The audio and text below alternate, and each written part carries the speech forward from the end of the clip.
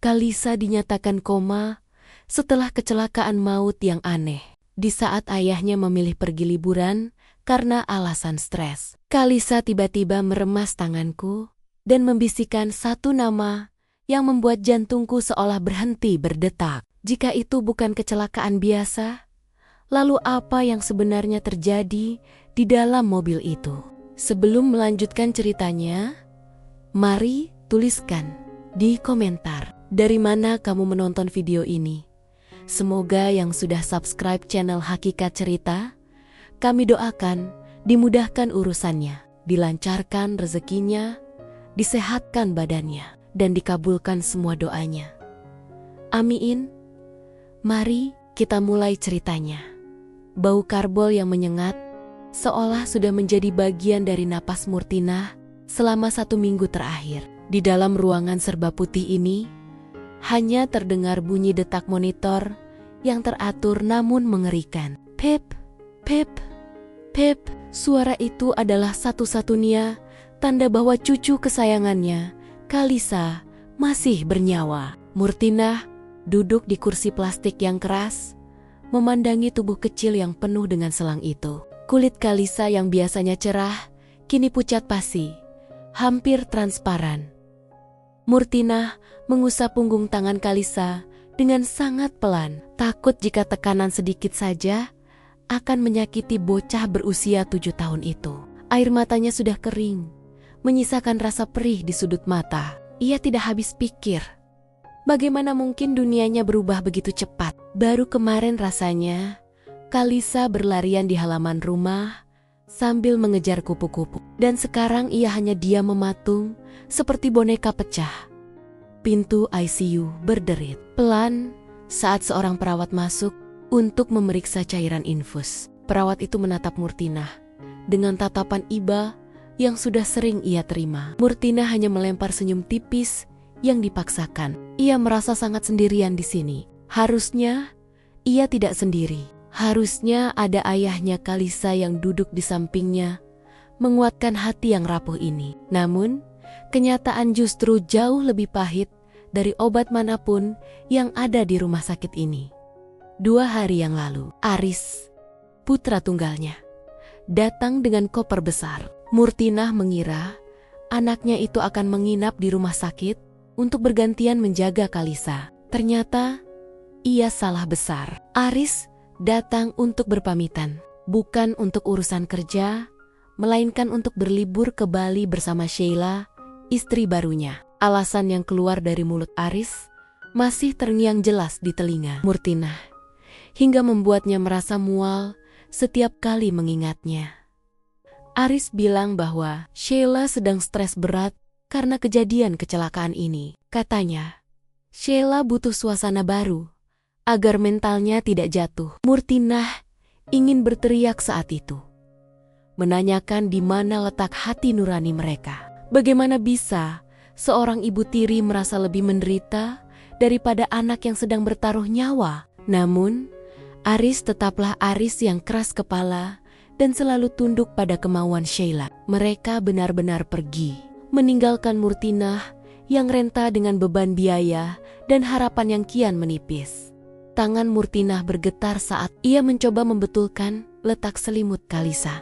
Di dalam hatinya, ada kemarahan yang membara, namun ia tekan kuat-kuat demi cucunya. Ia berjanji dalam hati, apapun yang terjadi, ia tidak akan meninggalkan Kalisa. Ia akan menjadi benteng terakhir bagi bocah malang ini. Meskipun ia harus menjual perhiasan simpanannya satu-satunya, ia akan memastikan Kalisa mendapatkan perawatan terbaik. Malam semakin larut dan suhu di dalam ruangan itu terasa semakin menusuk tulang. Murtinah menyandarkan kepalanya di pinggiran tempat tidur. Ia mulai membayangkan Aris dan Sheila yang mungkin sedang tertawa menikmati makan malam di pinggir pantai. Sementara di sini, napas Kalisa begitu berat. Keheningan ini terasa sangat menekan, seolah dinding-dinding kamar ini ikut berduka atas ketidakadilan yang menimpa Kalisa. Setiap kali ia memejamkan mata, bayangan kecelakaan itu kembali muncul. Kalisa ditemukan di dalam mobil yang masuk ke jurang dangkal di pinggir kota. Sheila yang saat itu menyetir, justru selamat tanpa luka berarti. Katanya, remnya blong, dan ia terpaksa melompat keluar sebelum mobil itu jatuh. Namun, ada sesuatu yang mengganjal di hati Murtinah. Sesuatu yang terasa tidak benar sejak awal Aris memperkenalkan Sheila sebagai pengganti ibu kandung Kalisa yang telah tiada. Murtinah membelai rambut Kalisa yang mulai kasar karena jarang dicuci. Ia berbisik pelan, memanggil nama cucunya berulang kali. Ia berharap ada mukjizat yang bisa membawa Kalisa kembali kepadanya. Ia ingin tahu apa yang sebenarnya terjadi di dalam mobil itu. Ia ingin tahu mengapa cucunya yang pemberani itu tiba-tiba menjadi sangat pendiam seminggu sebelum kecelakaan terjadi.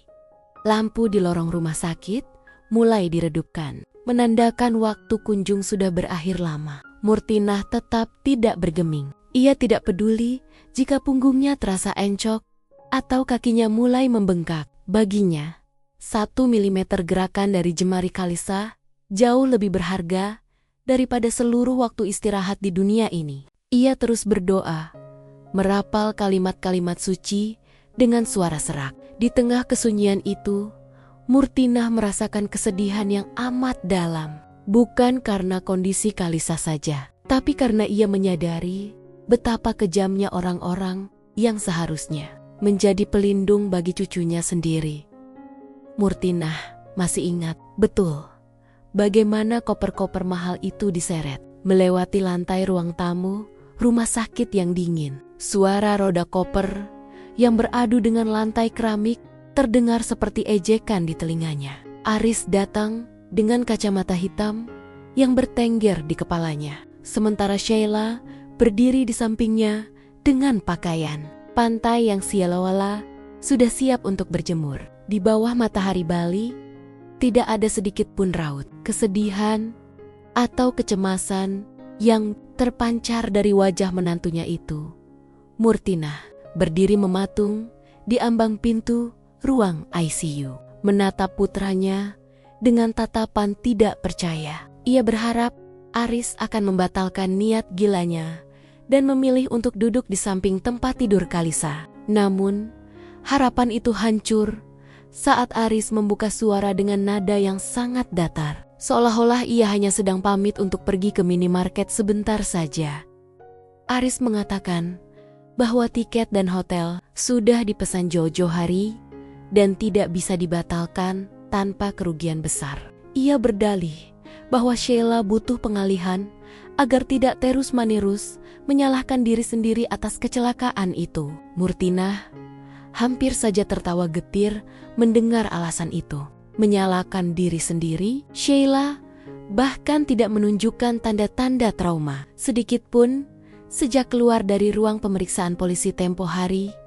Murtinah mencoba memegang lengan Aris, memohon dengan sisa harga diri yang ia miliki agar anaknya itu tetap tinggal. Ia mengingatkan Aris bahwa dokter baru saja mengatakan kondisi Kalisa bisa memburuk kapan saja. Namun, Sheila segera menyela dengan suara yang dibuat selembut mungkin. Meskipun di telinga Murtinah, suara itu terdengar sangat beracun. Sheila bilang bahwa mereka juga butuh menjaga kesehatan mental mereka sendiri agar bisa mengurus Kalisa dengan lebih baik nantinya. Saat anak itu sudah siuman, kalimat itu terasa seperti tamparan bagi Murtinah. Bagaimana bisa mereka memikirkan liburan di saat Kalisa sedang berjuang antara hidup dan mati? Aris hanya diam, tidak membela ibunya, justru terlihat tidak sabar untuk segera pergi. Ia merogoh dompetnya dan mengeluarkan beberapa lembar uang ratusan ribu,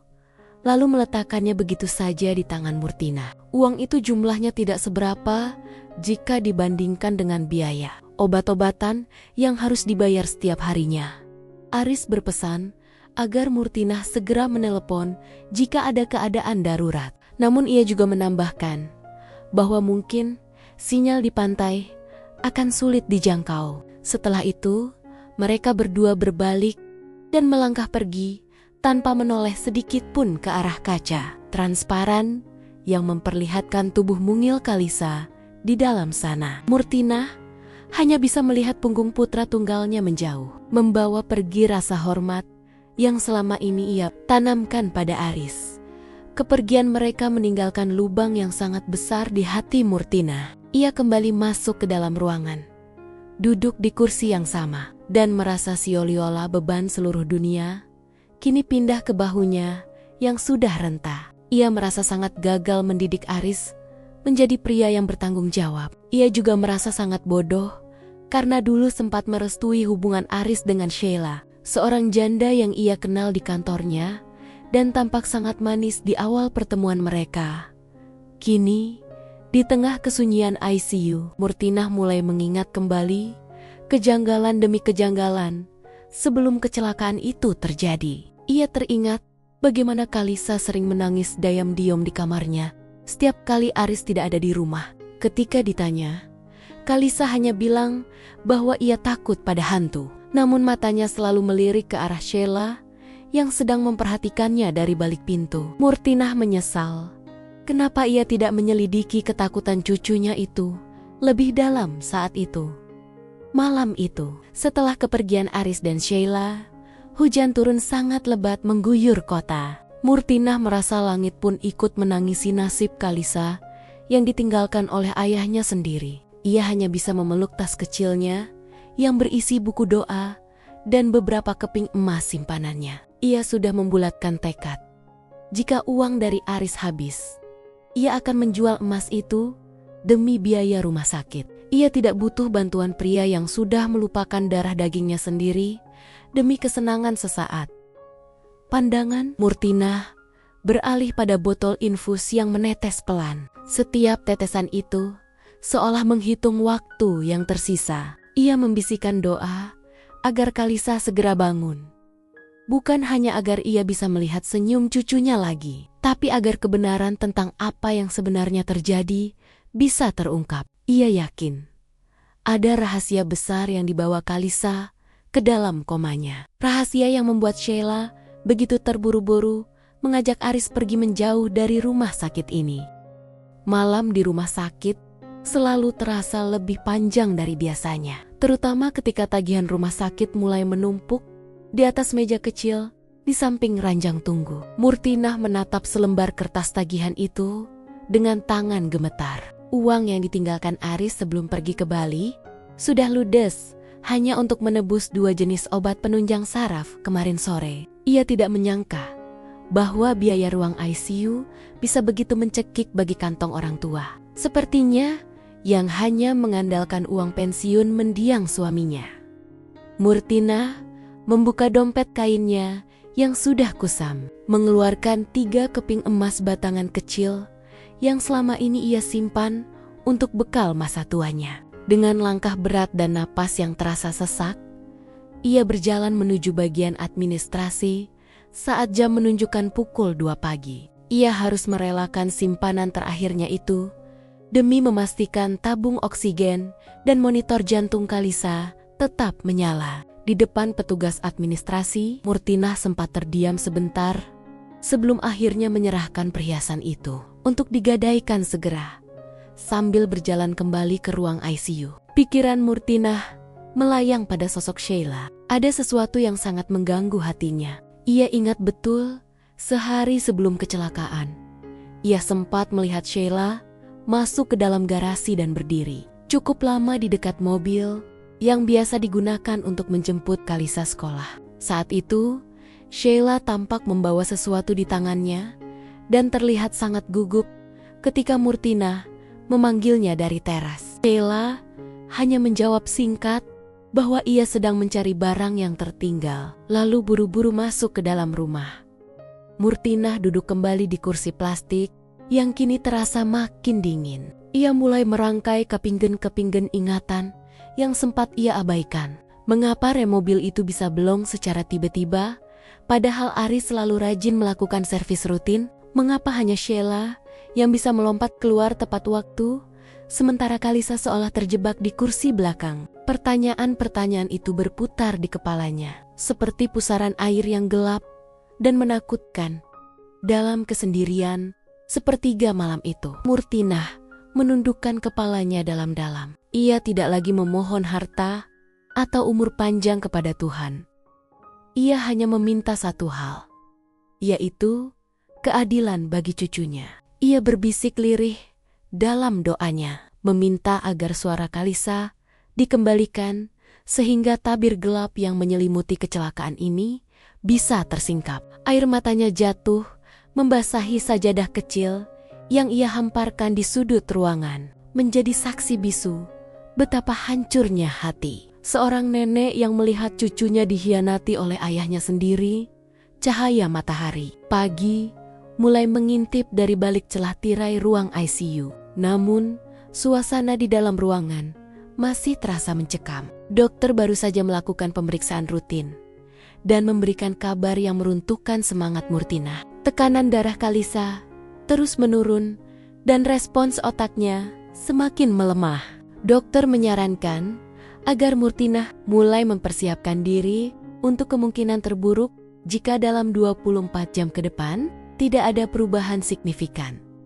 Murtinah merasa dunianya runtuh seketika. Ia mendekati tubuh Kalisa, membisikkan kata-kata penuh kasih sayang tepat di telinga bocah itu. Ia menceritakan tentang taman bunga di belakang rumah yang sedang mekar, tentang kucing kesayangan Kalisa yang terus menunggu di depan pintu kamar, dan tentang betapa ia sangat merindukan suara tawa cucunya itu. Ia tidak peduli jika perawat menganggapnya gila karena bicara pada orang yang sedang koma. Bagi Murtinah, roh Kalisa pasti mendengar setiap getar suaranya. Tiba-tiba, saat Murtinah sedang menggenggam erat tangan kecil Kalisa, ia merasakan sesuatu yang luar biasa. Ada sebuah kedutan kecil di ujung jari telunjuk Kalisa. Awalnya Murtinah mengira itu hanya halusinasinya karena terlalu lelah. Namun beberapa detik kemudian, gerakan itu terulang kembali. Kali ini lebih kuat. Seolah-olah Kalisa sedang berusaha mencengkeram jemari neneknya untuk meminta pertolongan. Jantung Murtinah berdegup kencang hingga dadanya terasa sakit. Ia segera menekan tombol darurat berkali-kali sampai beberapa perawat dan dokter jaga berlarian masuk ke dalam ruangan. Murtinah diminta mundur sejenak untuk memberikan ruang bagi tim medis melakukan pemeriksaan. Ia berdiri di pojok ruangan dengan tangan terkatup di dada, memperhatikan monitor jantung yang tiba-tiba menunjukkan grafik yang lebih agresif. Garis yang tadinya hampir landai, kini mulai mendaki membentuk gelombang-gelombang kehidupan. Dokter tampak terkejut melihat reaksi spontan dari tubuh Kalisa. Pupil mata bocah itu mulai memberikan respons terhadap cahaya senter yang diarahkan padanya. Meski matanya belum terbuka sempurna, kelopak mata Kalisa terlihat bergerak-gerak gelisah seperti seseorang yang sedang berusaha bangun dari mimpi buruk yang sangat panjang. Murtinah menangis sejadi-jadinya, bukan karena sedih, melainkan karena ia tahu bahwa Tuhan telah menjawab doa-doa yang ia langitkan di tengah malam tadi. Keajaiban itu benar-benar hadir tepat saat harapan hampir padam. Keajaiban itu tidak berhenti pada getaran jemari saja. Perlahan namun pasti, kelopak mata Kalisa yang selama berhari-hari tertutup rapat mulai terbuka sedikit demi sedikit. Cahaya lampu rumah sakit yang temaram membuat bocah itu mengerjap beberapa kali sebelum akhirnya matanya terbuka sempurna. Murtinah yang berada tepat di samping ranjang langsung menumpahkan air mata bahagianya. Ia tidak berani bersuara keras, takut mengejutkan jiwa kecil yang baru saja kembali dari ambang kematian itu. Namun, kebahagiaan Murtinah seketika berubah menjadi kebingungan yang menyesakkan dada. Begitu mata Kalisa benar-benar fokus dan melihat wajah neneknya, ia tidak tersenyum. Sebaliknya, napasnya menjadi cepat dan pendek. Kalisa mulai meronta dengan sisa tenaga yang ia miliki. Tangannya mencoba menggapai udara, seolah ingin menjauhkan sesuatu yang sangat menakutkan. Alat monitor jantung kembali berbunyi nyaring, menunjukkan ritme yang tidak beraturan akibat kepanikan sang pasien. Murtinah berusaha menenangkan cucunya dengan belayan lembut di kening. Namun, Kalisa justru menangis tanpa suara. Air matanya mengalir deras, membasahi bantal rumah sakit. Dokter segera datang dan meminta Murtinah untuk memberikan ruang agar mereka bisa menenangkan Kalisa. Di luar ruangan, melalui kaca kecil di pintu, Murtinah melihat cucunya gemetar hebat. Ia mendengar dokter bertanya dengan sangat pelan, apakah ada sesuatu yang terasa sakit. Namun Kalisa hanya bisa menggeleng dengan tatapan mata yang kosong dan penuh ketakutan. Beberapa jam kemudian, saat kondisi Kalisa lebih stabil, Murtinah diizinkan masuk kembali. Kali ini, Kalisa sudah bisa bicara, meski suaranya sangat serak. Nyaris hanya berupa bisikan. Murtinah mencoba menghibur dengan menyebutkan bahwa ayahnya akan segera pulang dari Bali. Namun, mendengar nama Aris dan terutama saat nama Sheila disebut, tubuh Kalisa langsung menegang. Bocah itu memeluk dirinya sendiri dan menyembunyikan wajahnya di balik selimut sambil bergumam berulang kali bahwa ia tidak mau pulang ke rumah. Murtinah merasakan firasat yang semakin kuat bahwa kecelakaan itu bukan sekadar musibah biasa. Trauma yang ditunjukkan Kalisa terlalu dalam untuk sekadar kecelakaan mobil. Setiap kali pintu kamar terbuka dan perawat masuk, Kalisa akan tersentak kaget, mengira bahwa yang datang adalah ibu tirinya. Murtinah hanya bisa mendekap tubuh kecil itu, berjanji dalam hati bahwa ia tidak akan membiarkan siapapun menyakiti Kalisa lagi, termasuk ayahnya sendiri, jika pria itu masih membela istrinya yang jahat. Suara gelak tawa terdengar dari lorong rumah sakit, memecah ketenangan yang selama ini dijaga oleh Murtinah. Itu adalah suara Sheila yang sedang memamerkan tas, anyaman baru, dan kulitnya yang sedikit lebih gelap karena sinar matahari Bali di sampingnya. Aris berjalan dengan santai sambil membawa kantong plastik berisi oleh-oleh. Mereka berjalan menuju ruang ICU Siliola, sedang berkunjung ke sebuah pameran, bukan ke tempat di mana darah daging mereka sedang berjuang untuk hidup. Ketika mereka masuk ke ruang perawatan, Murtinah sedang menyuapi Kalisa sedikit demi sedikit air putih. Aris tampak terkejut melihat putrinya sudah sadar dan duduk bersandar. Ada gurat lega di wajah Aris, namun Sheila justru menunjukkan reaksi yang sangat berbeda. Wajah menantunya itu mendadak pucat pasi. Matanya membelalak kaget, seolah melihat hantu di siang bolong. Sheila sempat mundur satu langkah. Tangannya meremas tali tas barunya dengan sangat kencang hingga kukunya memutih. Aris segera mendekat dan mencoba memeluk Kalisa. Namun Kalisa langsung memalingkan wajah dan mencengkeram baju neneknya dengan sangat kuat. Aris merasa bingung dengan penolakan itu dan menganggap Kalisa hanya sedang merajuk karena ditinggal lama. Sementara itu, Sheila mencoba menenangkan dirinya dan ikut mendekat, mencoba menyentuh kaki Kalisa sambil berpura-pura menangis haru. Namun, setiap kali tangan Sheila mendekat, Kalisa berteriak histeris hingga membuat perawat kembali berlarian masuk. Murtinah berdiri tegak, menghalangi Sheila untuk mendekati ranjang Kalisa. Ia bisa melihat dengan jelas bagaimana Sheila gemetar bukan karena sedih, melainkan karena ketakutan rahasianya akan terbongkar. Aris malah memarahi ibunya, menganggap Murtinah menghasut Kalisa agar membenci Sheila. Perdebatan sengit terjadi di dalam ruangan sempit itu, mengabaikan kondisi Kalisa yang semakin terguncang melihat keberadaan ibu tirinya yang selama ini ia takuti. Suasana menjadi sangat panas ketika Sheila dengan berani menuduh Murtinah terlalu memanjakan Kalisa hingga anak itu menjadi pemberontak. Namun, di tengah keributan itu, Kalisa tiba-tiba menunjuk ke arah Sheila dengan jari yang gemetar. Suaranya yang serak kini terdengar jelas dan tegas di telinga semua orang yang ada di sana. Kalisa mengatakan sesuatu yang membuat Aris mematung dan membuat Sheila nyaris jatuh pingsan di lantai rumah sakit yang dingin.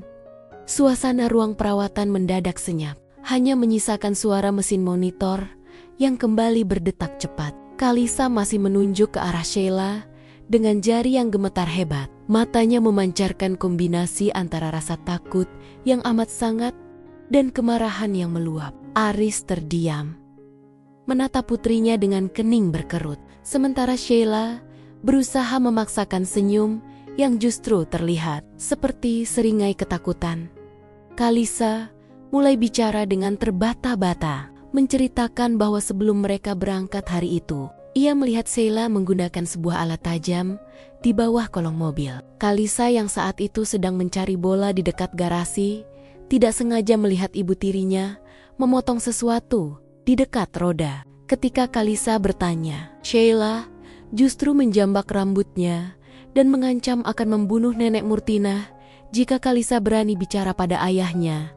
Tangisan Kalisa pecah saat ia menceritakan detik-detik sebelum mobil itu meluncur ke jurang. Sheila sengaja memacu kendaraan dengan sangat kencang, lalu berteriak bahwa ini adalah akhir dari pengganggu di rumah mereka. Sheila sudah memakai sabuk pengaman dengan cara yang aneh agar mudah dilepaskan. Lalu ia sengaja mengarahkan kemudi ke arah jurang sebelum melompat keluar tepat sebelum benturan terjadi. Kalisa yang duduk di kursi belakang hanya bisa memejamkan mata sambil memanggil nama neneknya, karena ia tahu ayahnya tidak akan pernah percaya padanya. Mendengar pengakuan itu, Aris merasa dunianya runtuh seketika. Ia menatap Sheila yang kini wajahnya sudah pucat pasi seperti mayat. Sheila mencoba membela diri dengan suara melengking, mengatakan bahwa Kalisa hanya berhalusinasi akibat benturan di kepala. Namun, Murtinah tidak lagi tinggal diam. Ia mengeluarkan ponselnya yang sedari tadi merekam seluruh pengakuan Kalisa sebagai bukti. Murtinah juga mengungkapkan kecurigaannya tentang gerak-gerik Sheila di garasi yang sempat ia saksikan sendiri.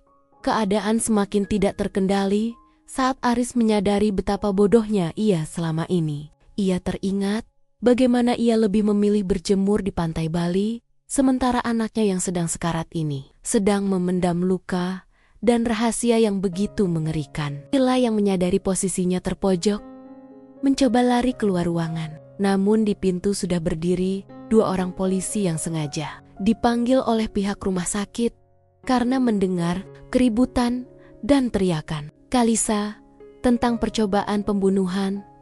Proses hukum berjalan dengan sangat cepat karena bukti-bukti yang ditemukan polisi di bangkai mobil memang menunjukkan adanya sabotase pada selang rem yang dilakukan secara sengaja. Sheila divonis hukuman penjara yang sangat lama atas percobaan pembunuhan berencana. Namun, bagi Sheila, penjara bukanlah hukuman yang paling menyakitkan. Di dalam sel, ia mengalami kecelakaan saat bekerja di dapur penjara yang menyebabkan kedua kakinya lumpuh total dan wajahnya rusak akibat siraman minyak panas. Sebuah ironi yang membuatnya kini harus merasakan posisi yang sama dengan Kalisa. Saat terbaring tak berdaya, Sheila harus menghabiskan sisa hidupnya di atas kursi roda di dalam dinginnya jeruji besi, tanpa ada satupun orang yang sudi menjenguknya. Kecantikannya yang dulu ia banggakan, kini hilang tak berbekas, berganti dengan luka parut yang mengerikan.